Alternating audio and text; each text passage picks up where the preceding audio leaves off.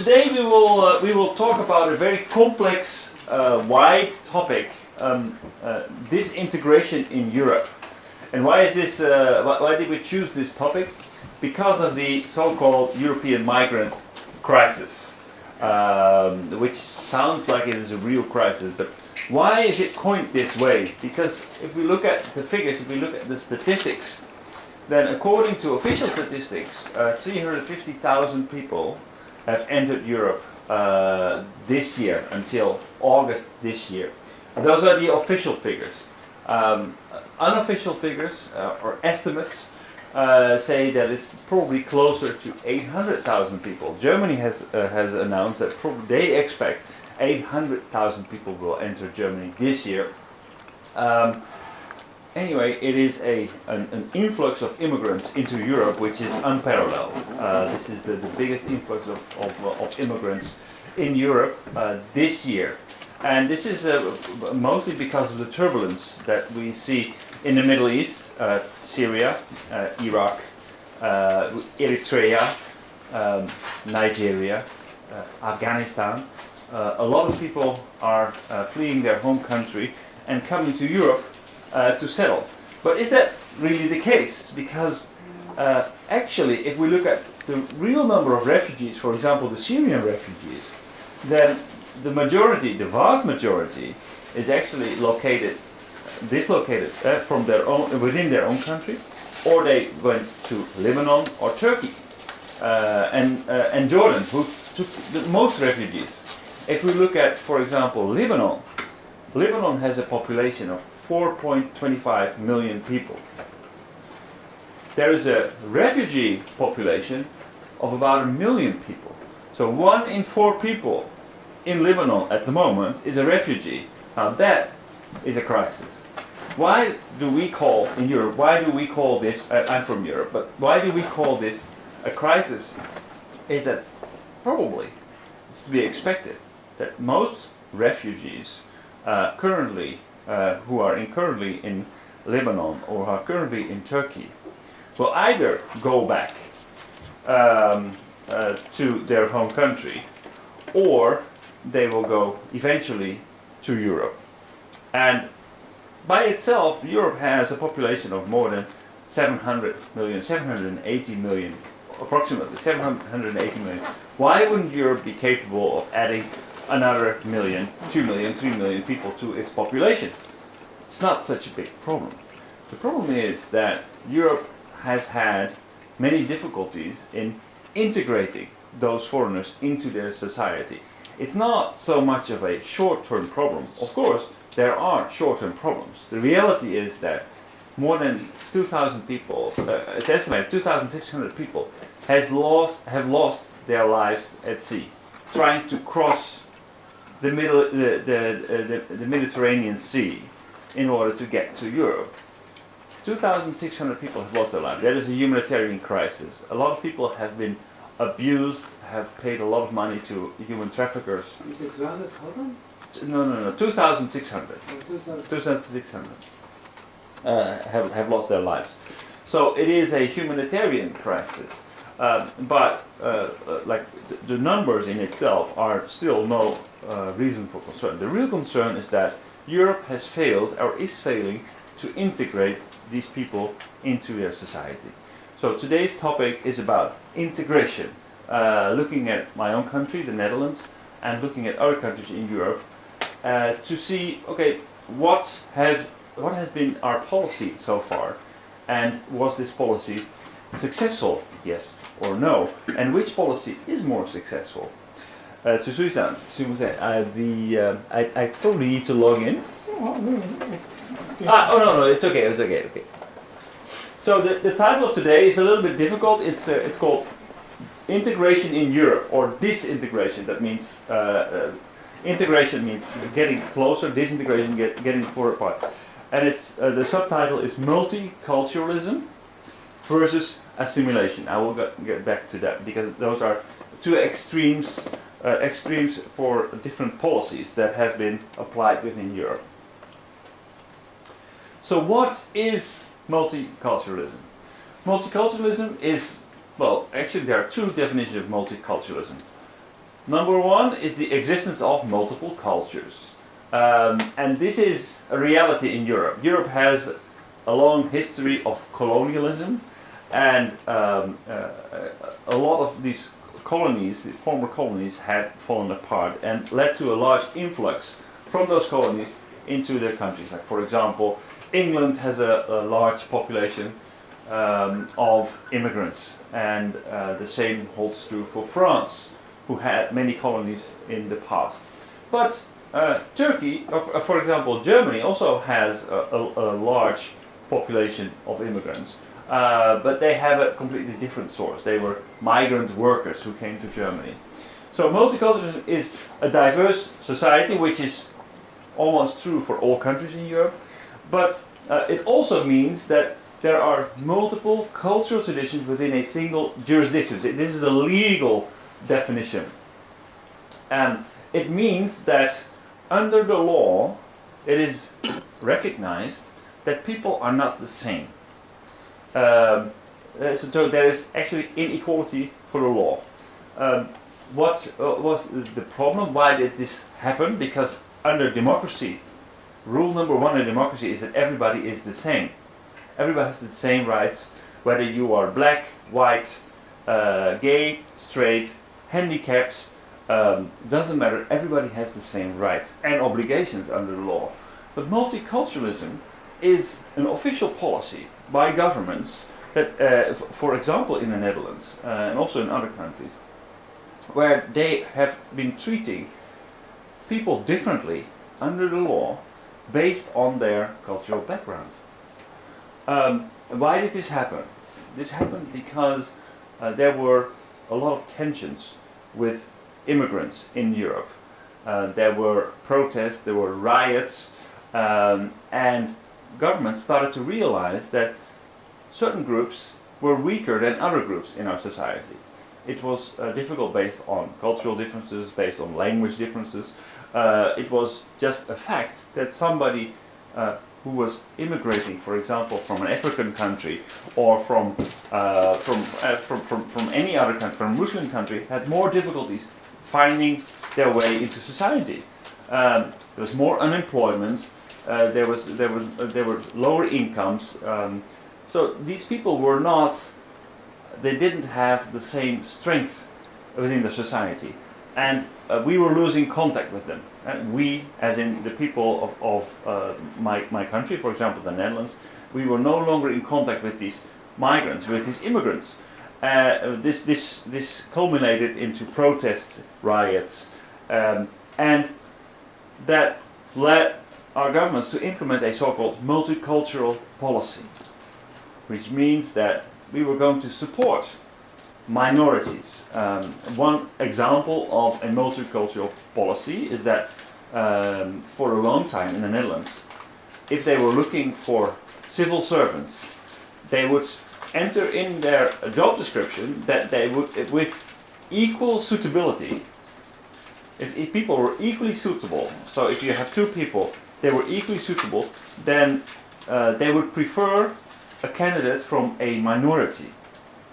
So that means, because we want to integrate minorities in our society, we will give preferential treatment to minorities for this job. And usually it was added for women too. So for women or people belonging to minority groups, they have an advantage when applying for this job. Which is, if you look at it, a very good policy. But it also means that people are no longer equal. People are no longer treated equally. We gave preferential treatment. It's not only for when applying for jobs, it's also when applying for subsidies, when applying for housing, for a lot of facilities. These multicultural policies try to give people who had a disadvantageous position, had a lower position in society, to give them a step up and to make them full member of society. And of course it makes sense. In reality, it is true that, for example, in my country, most people look like me. They are fair-skinned, they have kind of a blonde hair, and employers, most of them look like me. And when I'm applying for a job with somebody from a North African country, even though they do not do it on purpose, but maybe they feel more at ease with somebody with the same cultural background. Easier to understand, easier to relate to. I'm member of their networks. I know maybe their children, maybe I went to the same school, I speak the same language. It's very easy to relate to people within the same network. So it's very difficult for people who come into your country and try to find their way. So there are the statement that everybody has the same opportunities is basically not true. So multiculturalism recognizes this and try to do something about it. Bring more people into society so that they will be able to create their own network and create equal opportunities for women and minorities. So first looking at the multicultural societies, what does it mean, multiculturalism? If we look at immigration in Europe, then we see that roughly speaking, a developed European nation has an immigrant population which is somewhere between 12 and 11%. So UK has 12.4%, Germany almost 12, Netherlands almost 12, France almost 12, United States has more immigrants at 14%, and Japan's official figures are 1.9%. So that is a completely different society. The society in Europe is much more diverse than in Japan. There's much more homogeneity within Japan than in Europe. If we look at for example, the immigrants here, we see a lot of people from the Caribbean, from East Africa, and India, Pakistan, in the UK, based on their colonial history. France has a lot of North African people from Algeria, for example, is a large group. Germany has a lot of immigrants from Turkey, particularly Turkey, and that has to do with the fact that Germany didn't have any colonies, but they had the so-called Wirtschaftswunder, the economic miracle, and they were very successful. They needed lots of workers for their factories, so they started to recruit workers in Turkey and some other countries, but mainly Turkey is the largest group in Germany.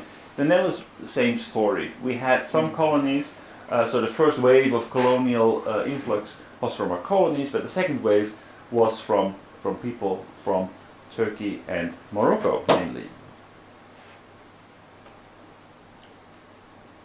So here we have the wave. So in the 1950s and 1960s, after World War II, a lot of colonies became independent, and people started to flow to the Netherlands. We had people from Indonesia, which was a former colony of the Netherlands, from Suriname, and from the Antilles. Actually, this is an interesting group.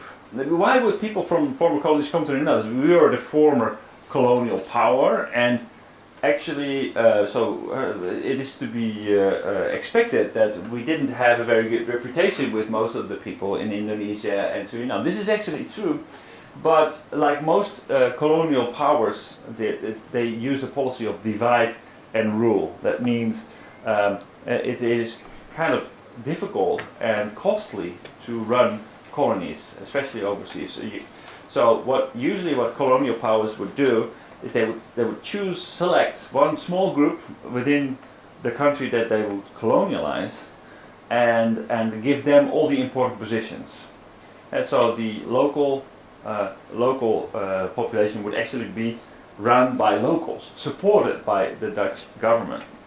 So, for example, in the case of Indonesia, we had lots of people from Ambon who fought on our side, because people from Ambon didn't want to belong to Indonesia.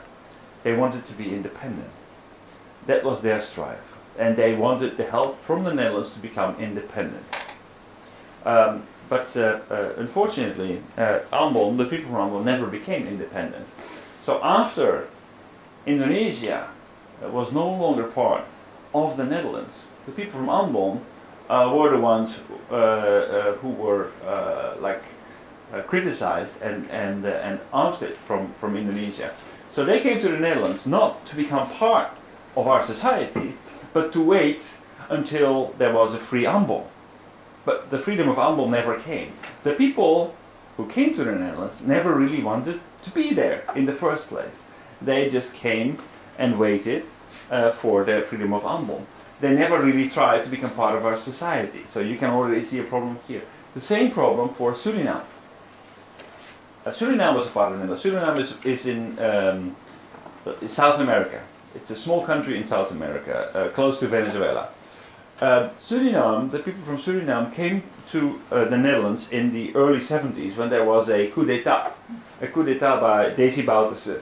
The people were under direct threat, and since they all held a passport that would allow them entrance in the Netherlands, they came in large numbers. But just with the idea, we're going to wait till Bouterse is out of the country and we're going to return to Suriname. It never happened. A lot of people stayed without real ambition to become a Dutch citizen. So this group had its difficulties. Then we had, in the 1950s, 1960s, we had people from Spain, Italy, Greece and Portugal. That was the first wave to come to work in our factories.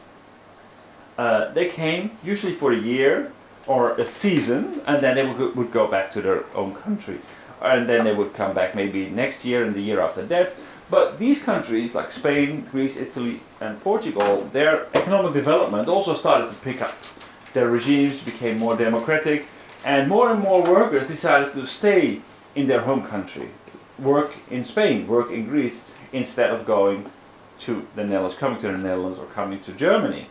So we needed workers. Therefore we started to look further down south, and we found people in Turkey and Morocco.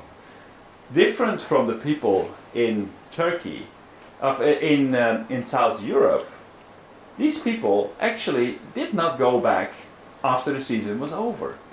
They stayed in the Netherlands. They stayed, they saved money, sent it to their family, and ultimately they used the money to bring their family to the Netherlands. This was completely unexpected. We didn't expect this to happen. We thought that people would come, work, make money and go back to their own country.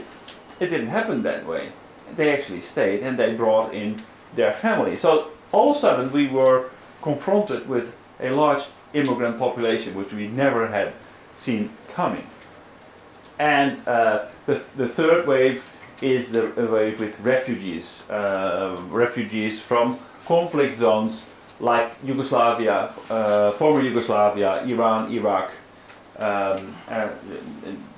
You kind of get the idea. So Europe is a popular immigrant area. So there are, when you speak of immigrants, there's a very big difference between immigrants, when they came and to which groups they belong. So how successful were we in integrating these immigrants into our society? The statistics are kind of appalling, or very clear at least. Admittedly, I handpicked these statistics because I wanted to make a point. But if we look at if we compare locals, like autochtone, locals, like local Dutch people like me, versus non-Western immigrants, so people not from Germany or from England, but immigrants who came from North Africa, from Suriname or from Indonesia. If we look at, for example, the unemployment statistics, then there is the percentage of unemployed people from the different groups. If we look at immigrants versus local people, then the unemployment percentage for non-Western immigrants is 3 times higher than it is for Dutch people. So you have 3 times higher chance to become unemployed if you are an immigrant versus a regular Dutch person.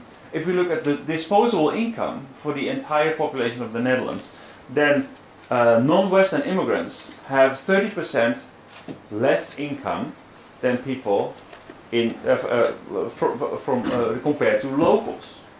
If we look at people on welfare are handouts by the government based on for example, handicaps, or based on the fact that you cannot find a job, or based on all kinds of support needed to support people in their daily lives, then the percentage of people on welfare who receive benefits from the government is seven times higher for non-Western immigrants than it is for people in the Netherlands. If you look at the number of crime suspects, then the number of the people who are suspected committing a crime is the percentage is 4 times higher. So if there is a 1% 1% of the Dutch people are suspected of crime, then the percentage for immigrants is approximately 4%. And this is not only true for the Netherlands. The numbers in Germany, England, and France are approximately the same. So we can see that somehow, even though we have had immigrants coming to the Netherlands since the 1950s, there is a big gap between what's happening in the Dutch society, in the local society, and the immigrant society.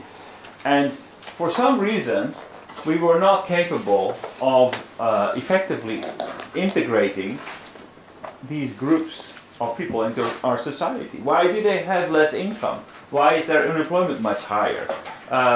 Those are difficulties that a lot of Western nations had. And this is also one of the reasons why there is so much protest in Europe against the influx of foreigners. Because of these problems that we are seeing. Because we were not capable of actually making them a full member of our society. I forget what does this mean? Unemployment free. Unemployment figure. So if the unemployment for Dutch people is 5%, the unemployment for immigrants is 3 times higher, 15%. Oh, okay. So this is. I have a question. Yes, of course. Immigrants have a chance more than 3 times Netherlands nations. Yes, to become unemployed. So the unemployment percentage. So if we have unemployment percentage of 5%, Yes. then the unemployment under immigrant workers is 15%. 15%. I understand. Yes. So and this is the same for example, welfare. The percentage of people, of Dutch people on welfare who receive benefits from the Dutch government is 7 times higher in case of foreigners, of immigrants. So there is definitely like a two-speed, a different speed, a different thing going on among immigrants. If we had been successful, we wouldn't have seen such big differences, such a big gap between immigrants and our own society. And in response to these figures, to these statistics, governments started to implement policies because they said, okay, this is unacceptable, we need to do something. And there were countries like the Netherlands and England. Here you see a graph, and this graph shows like multiculturalism on the horizontal axis. Multiculturalism means that what I just explained before is that we give preferential treatment to certain groups, weaker groups in society. So we give more chance for people who belong to a cultural minority to get a job, for example, in order to and make sure that they would become part of our society. We would give subsidies for example, groups that would strengthen them. So, for example, religious study groups for Turkish immigrants, or sports groups for sports facilities for other minority groups. They would have access to this support in order to make sure that we would not completely lose contact with them, that they would be able to help themselves and become and more integrated with Dutch society. That's multiculturalism. Then we have on the vertical axis is assimilation. Assimilation is a policy that was adopted in France. In France, they said, okay, we have a democracy. Democracy means that everybody is the same under the law. Whether you're black, white, green, yellow, doesn't matter. Everybody is the same. So if you come to France, you have the same rights and the same obligations as everybody else. That means that everybody needs to become French. Simple, period. Doesn't matter. We will not implement any special policies for any group. And then we had the German example, which basically said, okay, we are not going to give any special treatment to people from different, from minorities, from non-Western immigrants. We're not going to force them to assimilate. Basically, our policy is that we let people be. We let people preserve their own culture. Turkish people could have their own mosques, they could have their own clubs, but basically that's it. So you can just go ahead, do whatever you want to do, and we will keep on doing what we are doing, and we will all live happily together. So what happened? What was the most successful strategy? Was it multiculturalism, or was it assimilation, or was it the just let it be approach? Well, as you can see in this graph, as I try to explain here, the trouble relating with non-Western immigrants was the same. The same problems in Germany, in the Netherlands, in England, in France. We had the same problems. One thing that did change, though, there was a very strong tendency, and we see that in most countries in Europe, a strong tendency to choose more the assimilation approach in France. So that means that we are more strict on our immigrants. We are more forcing them to become part of our society. We are forcing them to integrate them, to say, okay, we can no longer allow for you to be different. Multiculturalism, give preferential treatment to foreigners, has failed. That is the the view of most of European nations at this moment. So which was the most successful? In France, there are very strong tensions. So the assimilation country has very strong tensions between immigrants and police. There are lots of riots going on in the French, in the Paris banlieues, in Nice. A lot of violence between the police and the immigrants. 42% of the North Africans from Tunisia, from Algeria, they see themselves as French citizens first, and 40% see themselves as Muslim first. So they do not identify, even though many of them, especially the second generation, were born and raised in France. They don't see themselves as French citizens. Germany, there's also strong disengagement by the foreign population in Germany, by the Turks in Germany. In Germany, the Turks, for example, only 25% of the people from Turkey have a German passport. In England, we see a little bit of a different kind of tension.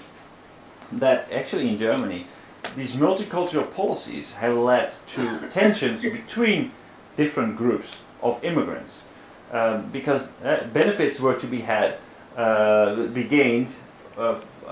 under multicultural policies. That means that, for example, if there is £1 million available for sports facilities, then different groups would try to get that money. and they were basically opposing each other in getting that money. So the multicultural policies is said to be contributing to racial tensions, for example, between people from Pakistan and immigrants from North Africa. So which one was the most successful? Conclusion should be none. None of these policies, whether it was multiculturalism or assimilation or laissez-faire, basically all the policies have failed. But what about the second generation? What about the people who did not immigrate into Europe, but who were born and raised in the home country, like for example in the Netherlands? How do the immigrants in the Netherlands do? Actually, they do not do a lot better. The second generation is often referred to as a lost generation, at least in the Netherlands. The problem that they are having is that they go to school in the Netherlands, they speak Dutch. At home, they speak Turkish or Moroccan. They are confronted with the norms and values of the Netherlands when they go to school, and they're confronted with the Muslim values when they come home. Completely different. Their parents try to correct them and try to raise them as they are used to when in their home country. It doesn't work anymore. So they lose contact with their parents. But since their parents do not have any control over these children anymore, these children also are not being corrected anymore at home. And they are causing trouble. And because they are causing trouble, a lot of people sees them not as individuals, but as a group. Oh, you see, Moroccans are again making trouble, are again involved in petty, in small crime, are causing trouble to our children. What we see is that these second generation immigrants, roughly speaking, of course not all of them, but quite a large group, doesn't feel any connection with their home situation, not with the religion, the moderate religion that their parents brought to the Netherlands. Most of the people that came to the Netherlands, they didn't have such strong religious beliefs. For example, they believed, they had Islam belief, but that did not define them. That was just their relationship with Allah. That was their form of Islam. But their children do not, since they do not have any connection with their parents anymore, they do not have the same affinity with that religion.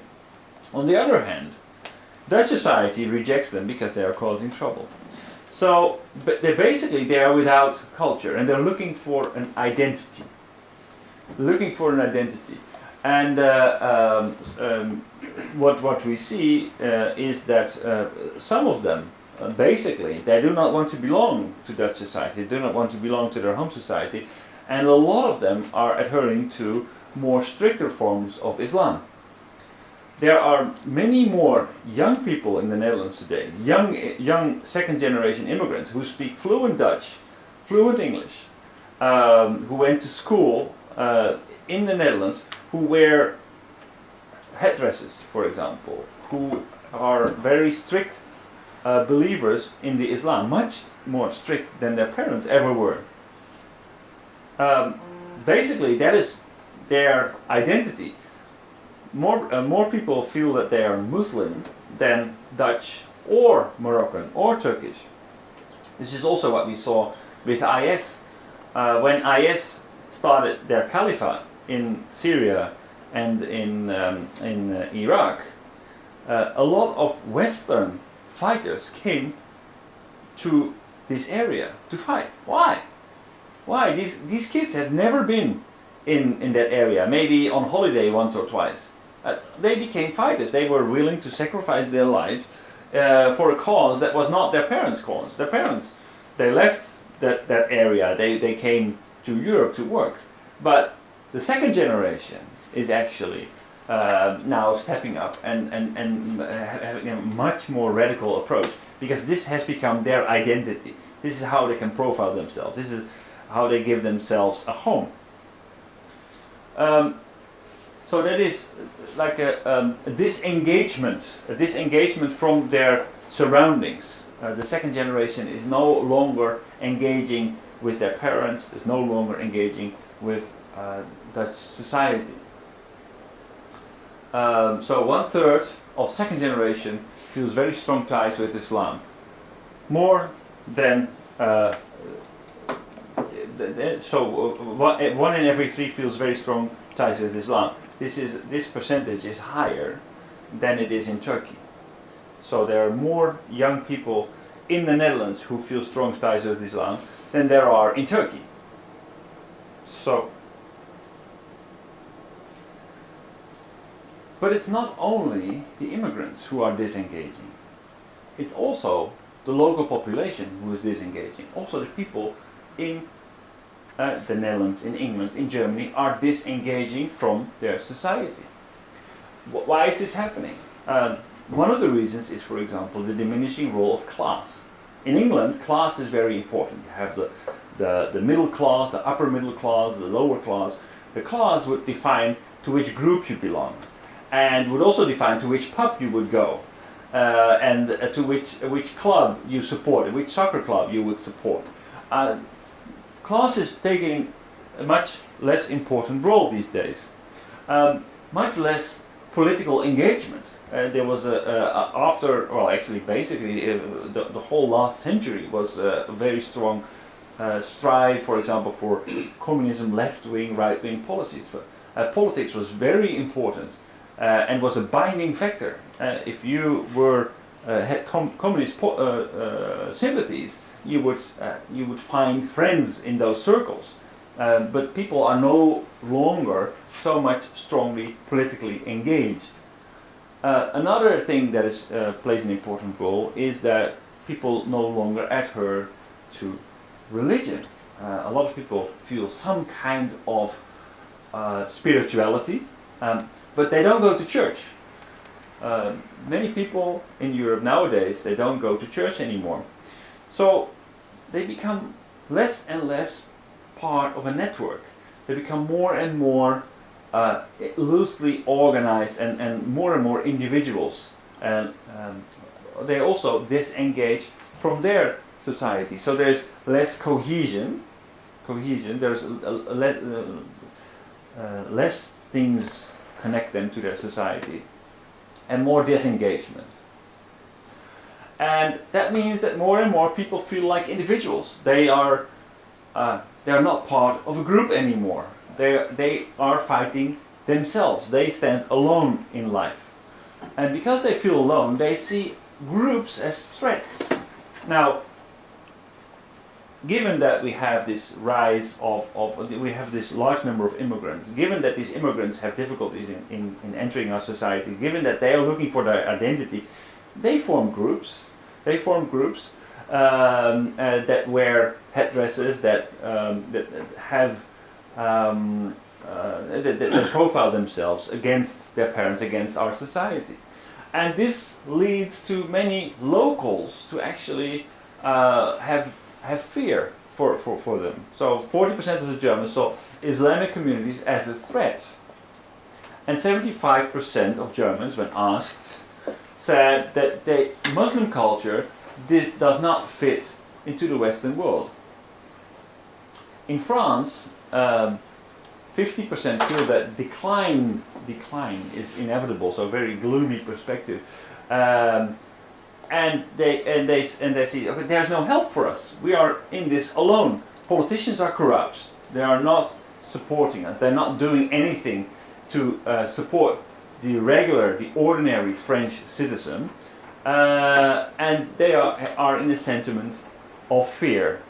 So there is a big trend of disengagement from the immigrant groups, disengagement from their home culture, their base culture, disengagement from the society that they live in, and there's also disengagement from people, the native people, who no longer feel that they belong to a class. So I want to show you a very brief video, it's only a few minutes.